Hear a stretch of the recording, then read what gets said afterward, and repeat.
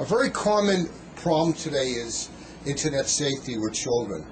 Do you have any tips that parents should do so we can be a little bit less concerned a kid using the internet and going to Facebook and MySpace and all these places?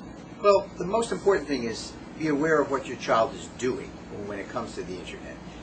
You can also log on as a buddy to your child, getting their permission or awareness that you're doing that.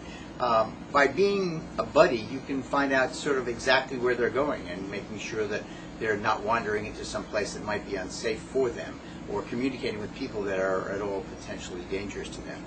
The other really important thing is to be sure that they don't use identifying names or locations, because let's face it, people are unfortunately ready to prey on unsuspecting young kids. We've seen that all the time.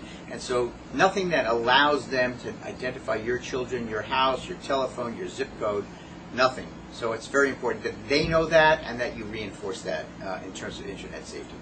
So basically, good communication, keep the door open, a nice bridge is the best method? As is all dealing with our children, the better you communicate, the more you understand what they're doing, the more they understand that you only have their interests at heart and not interested in just intruding on their space.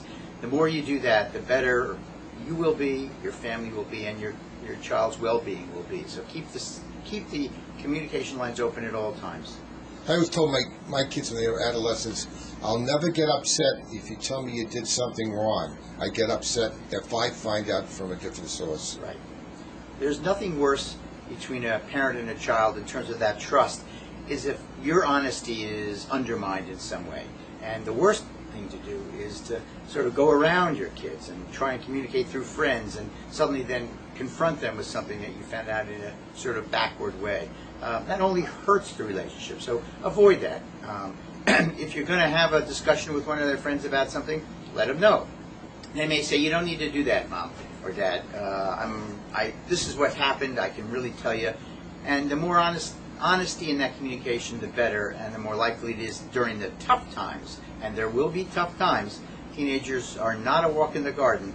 During those tough times, the communication will at least happen, and that's what you want to look for. Thank you very much. Thank you.